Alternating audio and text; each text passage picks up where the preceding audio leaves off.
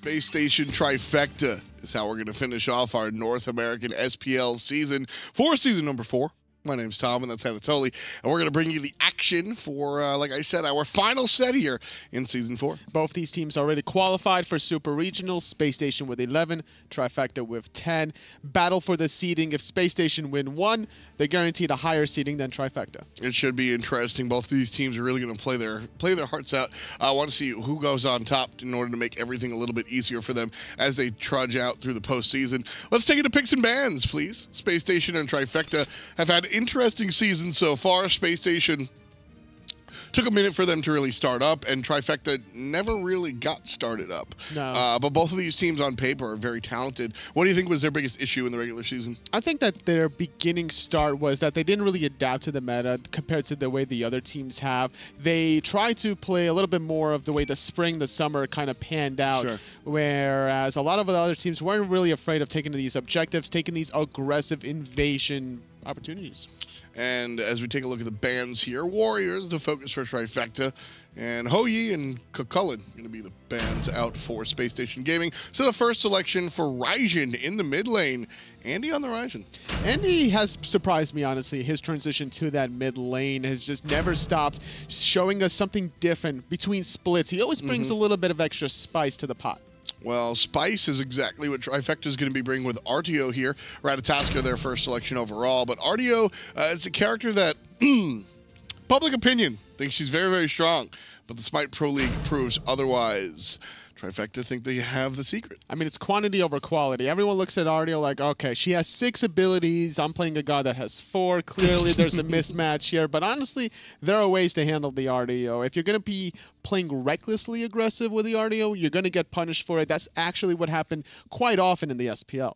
Well, Naja and Terra being the selections for Space Station Gaming. Again, gods that this team absolutely loves. Naja is a character that is going to look fantastic in the jungle for this squad. And Terra, a god that she got nerfed. The root slow in place of the root. A lot of people were talking about the death of Terra, and yet we've seen her played by strong players. Still the ultimate. You get the clear casting, you get the mobility that you really need, and then you get the healing after the 4th hit, removing that stone. So that's still a good team fighting ultimate to really engage or just to disengage. It's kind of like a, you know, a bundle sprint. Jingwei and Hercules banned out by Trifecta. Space Station Gaming looking over there. Giannis and Soul. So the mid lane definitely being focused by SSG. Trifecta's Hurriwind. Very curious as to see what he'll play. I don't think it's going to be the Chaac mid anytime soon, but we get to see the ChaaC interesting choice here. This god brings pressure and a lot of nothing else. I wouldn't be surprised, honestly, if they kind of switch things up, though, knowing that Kiki can play almost anything, knowing that Trifecta have guaranteed their spot in Super Regionals. Granted, seeding is still very important to see who's going to face off against E United or Luminosity, but still, at the end of the day, it's not the worst idea here to try to see if some other strategy might be working against Space Station. Well, the last selection for Trifecta is going to be the Aphrodite. I think that's going to be an Afro support. Afro middle lane, actually, for Hurriwind, most likely. So we'll see how this all works out. I think there's still some ambiguity. I'm not going to put my name on it just yet, but I think the Trifecta might have some tricks up their sleeves. Amaterasu, on the other hand, is paired up with Skadi. Will be the last selections for SSG. I think we see Terra support. We get to see a whole bunch of fun here. Space Station Gaming and Trifecta battling out in our last set of the regular season. You know, the day started off pretty epically, honestly. It was ALG getting dropped into the relegation. So now we're going to wrap things up with Space Station against Trifecta with an interesting composition, honestly. If you look at it from Trifecta's point of view, going for this more late game style between Hurriwind playing this Aphrodite, Snoopy playing the Muzen comp, also has some good mid-game objective control. Yeah, it's like I said, Trifecta, this is the most traditional that I think you could sort of expect this one to come out. I thought that there was a possibility to see. This is really what I thought, Tully. Legitimately, knowing Trifecta, thought we would see Hurriwind on AMC, Kiki on Afro, Snoopy on Who Cares, and just sort of something like that. I really thought we would see Kiki on the Afro, but instead, much more traditional. Hurriwind's going to be playing Aphrodite here in the middle lane. she'll be able to really pair up late game with Snoopy. I think that's the game plan there. It's very risky running Aphrodite in the solo lane so late in Season 4. The way these strategies from all these teams are generally revolved around getting mid lane pressure and then looking to invade the speed buff. Two-man collapse from both your mid and your solo lane. If you're not able to outclear there, well, there goes your speed buff. One thing I do love on the other side of the draft as we watch Jigz smell the roses, Homiefe on the Naja. This is, I love this character on Homiefe specifically. You guys have heard me preach to the choir about how I want Homiefe to be on these hard carry jungles, but here of late he's sort of changed and he's more of a facilitator these days. A lot of people point to Thor to be that character, but Naja is the more aggressive form of that, in my opinion.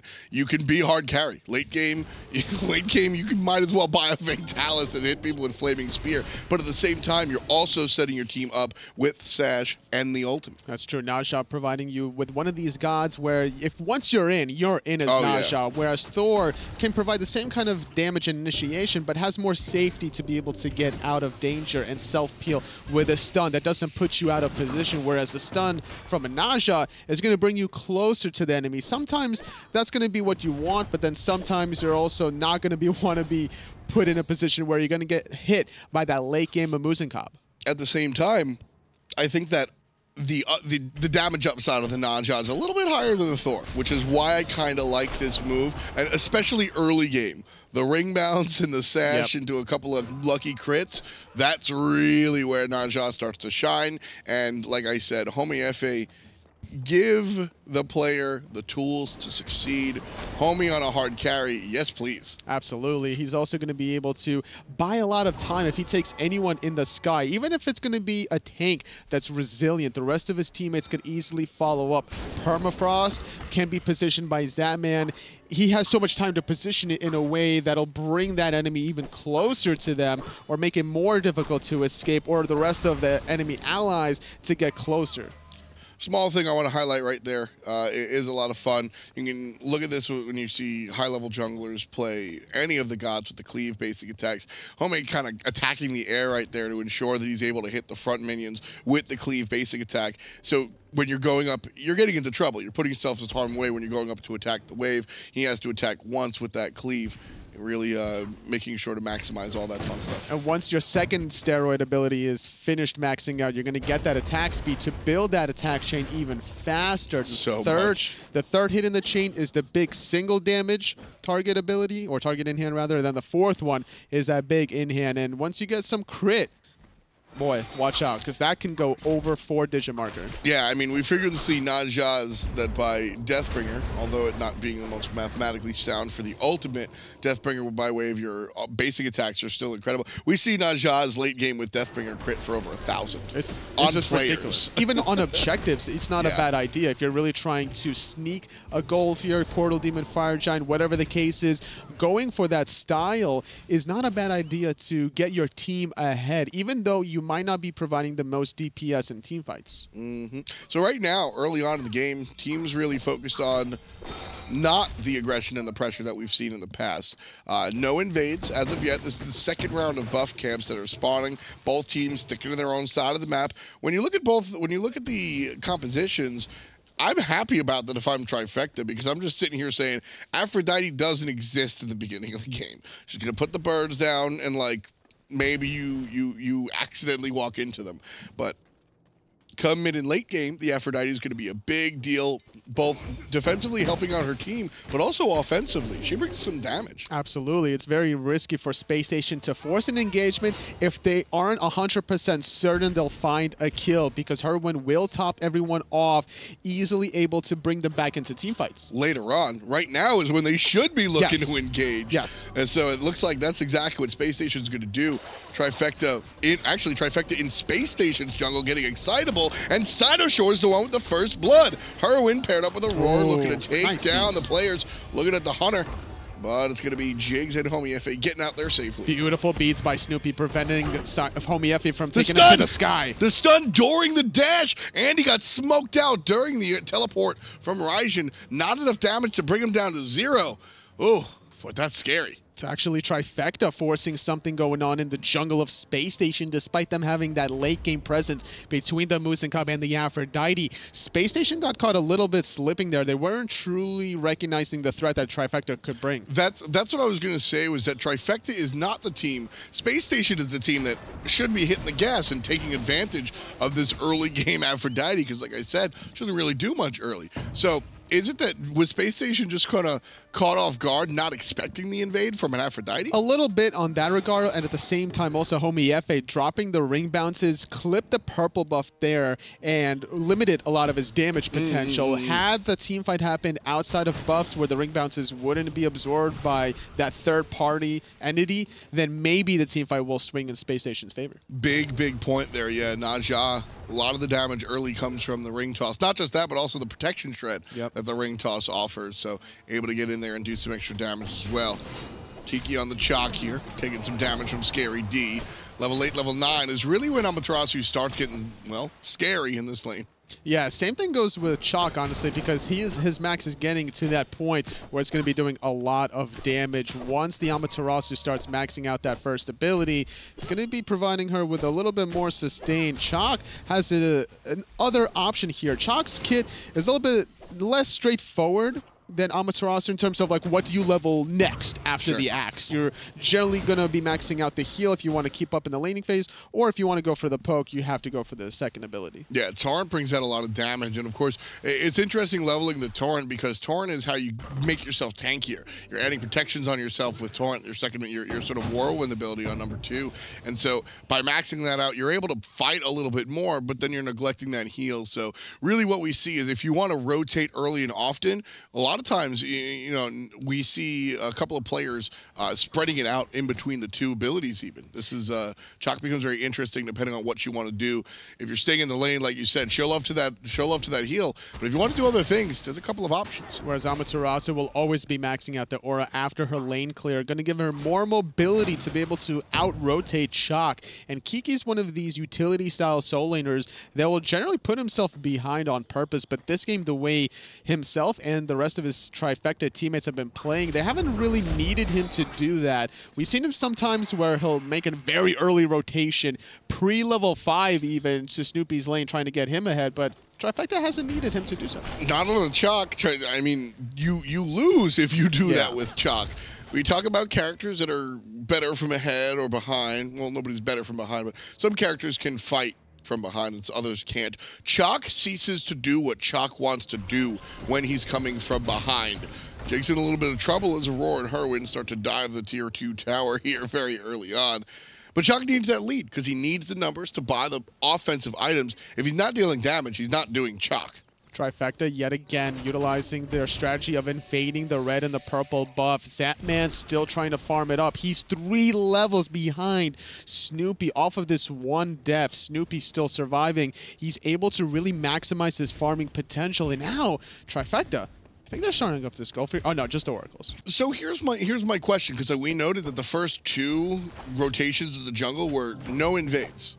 And usually we see, even from the beginning, right? A couple of invades. Space Station has the classic composition here. Mid lane, Homiefe not in too much trouble. He'll be able to get there. Why didn't we see Space Station get aggressive? Hold that thought though, mid lane. Andinster trying to poke out Aror. We didn't see Space Station go aggressive. Homiefe misses! He misses the ult and he gets punished for it. Cynosure puts him in the ground. That's 2 for the jungle. Ratatoskr. Jigz in trouble. The knockup not going to be good. Scary D at the impact, coming all the way from the solo lane, taking KikiSoCheeky out. They fight in the solo, and it confirms in the mid. Zapman making his rotation, giving him mobility, slowing down Hurriwind, forcing out the beats. Nice disruption by Cynosure, but the ultimate from Zap going to keep him in place for the moment. But Scary D getting punished so heavily. The root not in range to find the kill. Cynosure is incredible. I was going to say nuts, but I really wanted to avoid that pun. Cynosure made a fantastic play right there with the double stun on his tower, separating his team from everywhere else. Also, he's the owner of both kills on the side of Trifecta. This guy, this is his first season in the Pro League, and he's really showing up nice. Nice transfer from the console league. So what you were asking me before, as we got rudely interrupted by the action, was how Trifecta was able to get off that invade so successfully. It was the fact that they grouped up and looked for poke before the invade. They found Jigz alone for a little bit, got him to about half of his health, and forced out an early monolith, and then during that cooldown, just exploited the red buff. Well, it's also the fact that they sort of waited a little while past the normal point of invade. We usually see an invade on number 1, number 2. They waited till number 3 and number 4 in order to start the invades. My question to you is, why didn't Spacestation hit the gas earlier? Why didn't they start invading at number 2? I don't think they found any opening to really exploit here. There are rotations to be able to farm. They were prioritizing too much farming in lane. Didn't want to overextend and put themselves out of position because Trifecta can easily punish you. A Ratatoskr with a global presence to just go through those branches is not the safest thing to look for an invade if you're on Spacestation side. That's fair. That's fair. KikiSoCheeky here, clearing out the wave. Shouldn't have too many problems here any longer. Level 12 on the Chaac. Should be relatively safe and sound. Breastplate of Valor, no big deal. Another invade from Trifecta on the left-hand side. They got this red buff on lockdown. Snoopy still 3 levels ahead of his counterpart, stacking up this Devil Gloves already at 30, whereas Zapman is less concerned about the lifesteal, wants more physical power by going this Transcendence. Typical Skadi kind of identity. Well, Jigz in trouble. Half HP here. Big rotation out of Trifecta. You hear Jigz' ultimate and see Sino in the sky. Gonna land on top of Snoopy, forcing out the Aegis as the guys from Spacestation Gaming. However, it's all about up north. Snoopy still in trouble. Skadi by himself, trying to deal it, but Hurriwind, keeping that hunter alive. And here comes Big Daddy Chaac. Kiki and Cynosure combined for 2 kills amongst the 2 of them. Finding 2 onto Spacestation. Third one onto Skadi. Nowhere to go. Permafrost is being used, but Zapman didn't get the movement speed boost from it. The rest of Trifecta, they're going to lock down and find their 4th victim. Hurriwind misses the stun onto andinster, but 4 of their players are dead. It doesn't matter. Trifecta, fantastic team fight. Hurriwind keeping Snoopy alive was such a big point. The presence of mind from Hurriwind. He made sure that once he saw Skadi using his ultimate, trying to lock down that hunter that didn't have the beads available at the time or the Aegis, needed to pop that bubble, keeping the hunter alive, allowing Snoopy to keep doing more damage, especially with the red buff on him. That's a huge amount of damage that Trifecta would have lost. Yeah, and listen, I know a lot of people out there might think that these guys are having fun, and they totally are, but seeding, important, sure, but this is also your last meaningful. Scrims and SPL play are very different. The atmosphere, the way you play, and even in a game towards the end of the season like this, the atmosphere here is very different. This is the last time you get practice on a big stage like this. This Aphrodite pick is absolutely a real choice here from Trifecta. And it's also about the mentality of your last results. Some people say, like, you're only as good as your last game, For right? sure. And that could be looked upon even individually as a player. Sometimes you might have mood swings, so like, oh man, I lost my last game. I'm like such a bad player. I'm like, oh, I destroyed my last teammates. I'm the best in the world. And, you know, I'm excited to see this Hurriwind pick here because when I look at gods like I'm using Cobb, that's when Aphrodite comes to mind. Very rarely does Aphrodite come to mind, but it's when I think about gods like I'm using Cobb, like Kali, these characters that are fantastic in their own right, but might just need a little bit of a oomph. I mean, if you think way back to launch tournament, a Muzen Cobb Aphrodite was key to a lot of team success. Shadow Q juking. Shadow Q juking, but it wasn't just Shadow Q playing the Aphrodite. Some other teams ran it as well. Yep. Mostly Team Dignitas did back then, wanting to really make sure that our hunter would stay alive. Yeah, that was your glory day over there playing in the support role, in the solo lane. Excuse me. It was always fun to watch you guys play it out. A lot of Muzen Cobbs recently. Yes. Too many. Too many? You don't like the bees? I mean, I love the bee, but I want to be a special snowflake. I want to be the only one playing the bee. There's too many people playing the bee. Well, nobody's playing the bee in the solo lane for what it's worth. True. So you're good there. You're fine in that regard. Once we start seeing a couple more Ymir solos and the Ares solos to counter the tiers, we'll call you up, Totally. How about that? That sounds fair to me. I'll take a rain check on that one.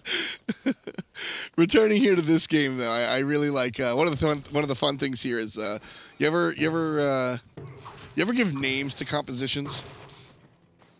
Not recently, no. Not recently? When was the last time? Oh, Homiefe going to get caught by Cyno. Oh, but he misses the stun. Still doing a little bit of damage, but Kiki delivering a lot more. Target locked. He's going for Homiefe. 1 jump, 2 jump, but the ultimate from Homie perfectly timed to get out of the crosshairs from Cynosure. Love the play right there. Portal Demon has to be leashed out by Trifecta, but they'll start it one more time. 5 players on this side of the map. Safely done because the Gold Fury already gone. Just like that, Trifecta with another objective under their belt. They got the Gold Fury after that 4-for-0 trade, I believe it was, earlier on. But something we haven't really harped on was Aror. Playing this Artio, that cripple field is really shutting down Scary D or Jigz' potential to be that frontline disruptor. Now, one of the problems that Artio has, as we've seen in the past at the pro level, is her ability to really get in there to do what she needs to do, because her stun and her cripple field, as I love to point out, is PB AoE. It's a point-blank AoE around her body. You can't use it from a distance. You can't aim it or target somebody. You've got to be in somebody's face in order to actually apply that crowd control. Auror's doing a fantastic job of actually making it useful. Trying to steal away the speed buff. Actually will clip it with the Acorn. Not done yet.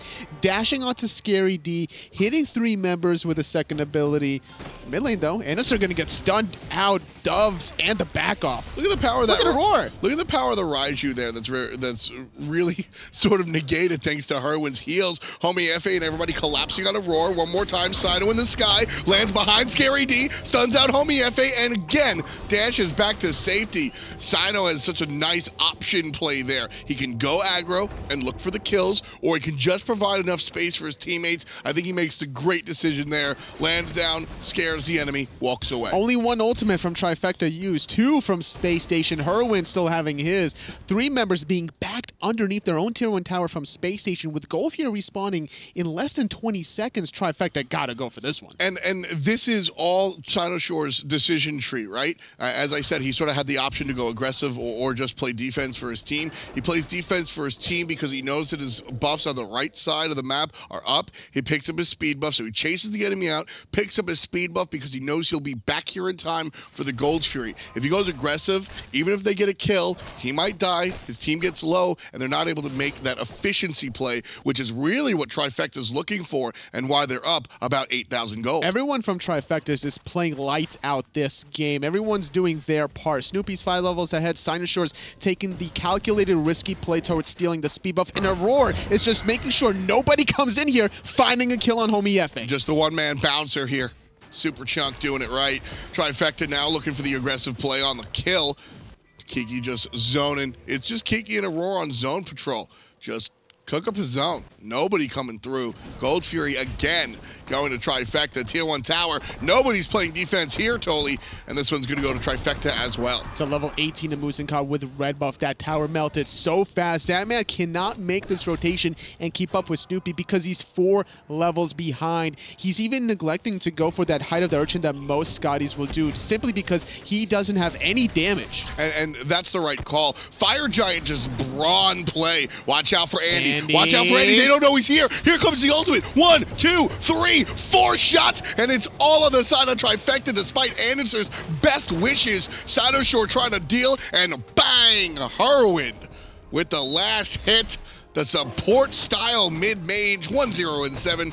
Give it up for Tyler. Fantastic showing today on the Aphrodite. I love it when I see individual players switch up their styles to go for a more utility-based role, and that's something that Hurriwind has been doing for most of his career. He has been playing also a lot of these bursty mages every now and then. I'd say that he likes to play more utility style more often than not, but he's always switching it up. Here, you know what it is for me when it comes to Hurriwind, and I think he's sneakily one of the better players on the planet, is because he doesn't, when he switches up his style, he's adding to his repertoire of gameplay options. A lot of times these players, Trextank plays aggressive supports, give him a warrior, right? Sure. You know, we identify these players as their styles, and sometimes they go outside of their realm, but they come back and they always have a home style. Hurriwind was once sort of a passive player that went too aggressive, and then he learned how to reel it back in. He just added how to reel it back in. He didn't lose anything else.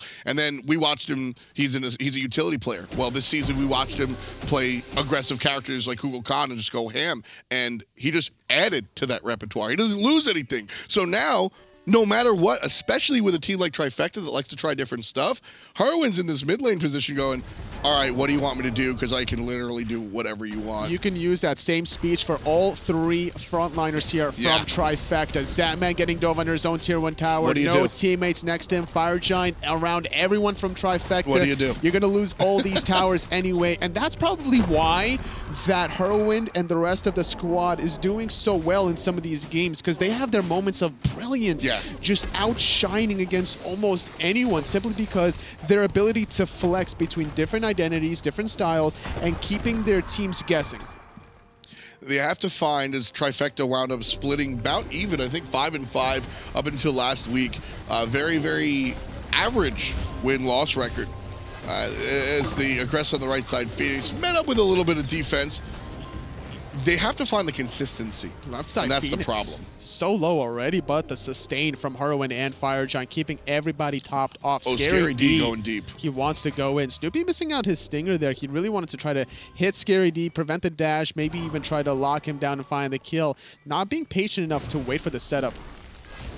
One more time, here comes Trifecta, this time with Kiki in tow. All 5 players here, and Snoopy just pummeling this Firebird. Down it goes at 21-36. Aror just soloed Homiefe with 3 people and the Titan right next to him. But andinster punishes and takes out Aror for going a little bit too deep. Zapman in trouble. The Aegis is good this time around. Sano gets stunned underneath the Titan. One shot does it. andinster cheats himself a 3rd kill. This is where teams get in that weird, awkward position where they're so far ahead, 15,000 to be specific from Trifecta, that they feel so confident trying to go for these Phoenixes, these Titans. Meanwhile, Kiki taking out Zapman, Scary D trying to do what he can, but he's going to get surrounded by Snoopy and Hurriwind. And Jigz again just being chocked down. There's the torrent. Kiki finishes off Jigz. 3-1 and 5 for the Georgia local. andinster still alive here. The slow. Oh, it gets beaten out. There's some abilities that just make you feel bad when you have to use a relic. Yeah. The honey. I was just going to say that. The honey from a Muzen cob is not one of those abilities in a perfect world you would want to use any of your defensive relics. Oh, I was just going to say that, man. Yeah, it definitely does not feel good. But what are you going to do? Do you just sacrifice? Like, you don't die there. Like, if you die he's there... dead if he's slowed. He's dead. If he's slowed, and then he'll continuously eat some of the damage over time. He doesn't have bluestone, so maybe he wouldn't have died necessarily because there was no bluestone. It would have been too close to call. I think the slow allows a chase down scenario. As soon as the beads happen, that's when you see Trifecta turn away. I think it's the right call. It just totally just sucks. Yeah. I mean, it sucks for everybody from Spacestation. You know, no matter what happens there, this is almost a point of no return for a Spacestation, with them being down 17,000 gold, almost 1,000 gold deficit per minute on the clock. You can see right there, 12,100 healing coming out from the mid lane mage Hurriwind on the Aphrodite. I mean, 12,000 damage, that is Zapman and Homiefe combined.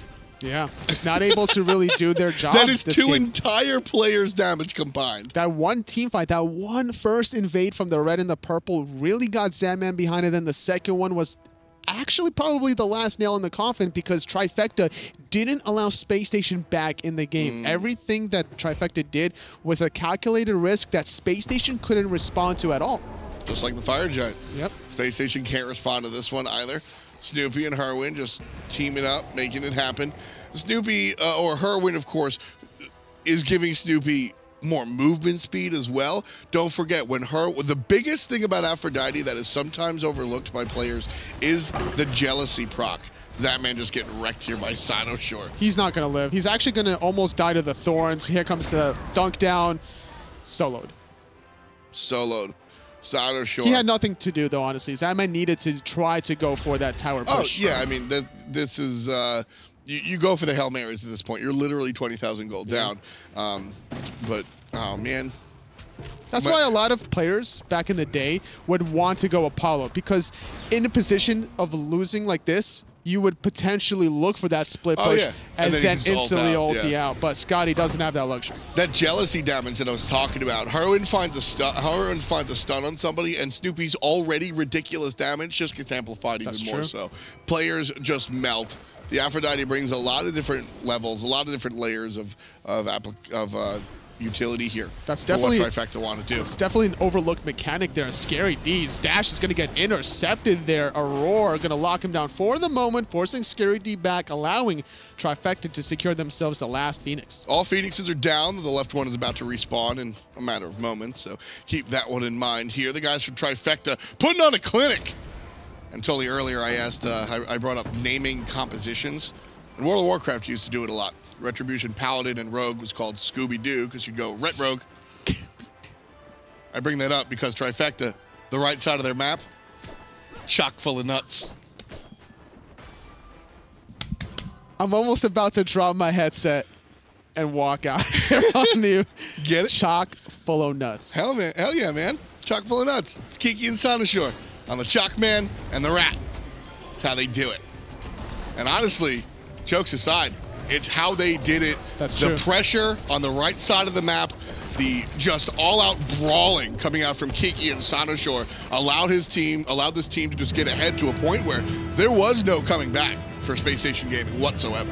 So you were saying about the Chaac and the Ratatoskr, but honestly, the Aphrodite did a lot of work. So instead of chock full of nuts, it'd be Chaac fro nuts? Chaac fro? So chock full of nuts is a coffee. Basically, we call it coffee froyo. I love casting with you too much sometimes. Coffee froyo. I mean, it's not every day that I have this luxury, honestly. So I'm embracing it for the moment. Well,